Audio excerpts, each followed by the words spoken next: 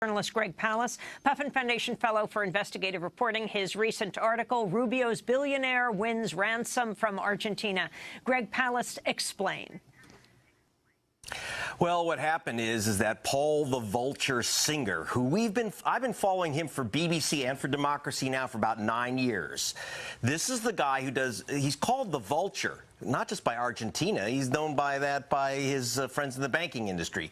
He grabs old debts of dying nations, dying companies, even dying people. And when there's a famine or a war, for example, in Argentina during the military dictatorship, when Argentina went broke, he bought up old bonds for $50 million, just sold them back to the government of Argentina, a government he helped place in power, for $2.5 billion. And he did this through what the Argentine government and the United States Treasury call extortion.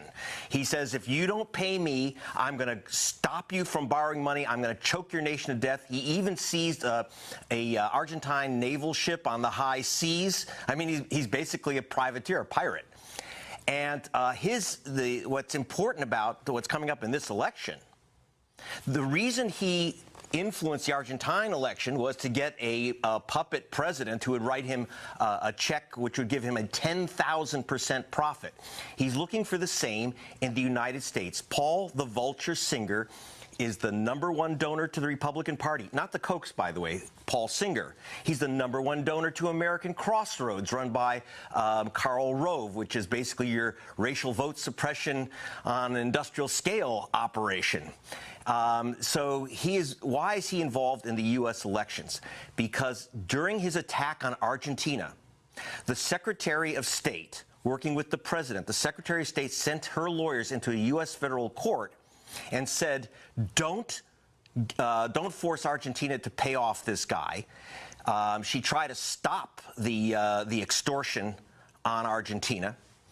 And the president joined her in the U.S. Justice Department. And she even said, her lawyers said, that Paul Singer's business model is a threat to the entire world financial order. This guy is like a kind of financial terrorist, actually. And that's what Hillary Clinton accused him of. By the way, Bernie Sanders has taken a similar, very tough position against these vulture financiers.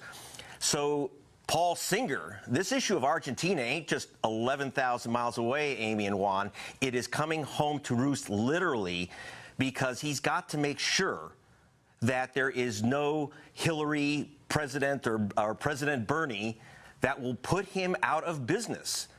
Hillary's action will probably cost him $500 million or $1 billion, and he wants blood, and he wants his guy in the White House.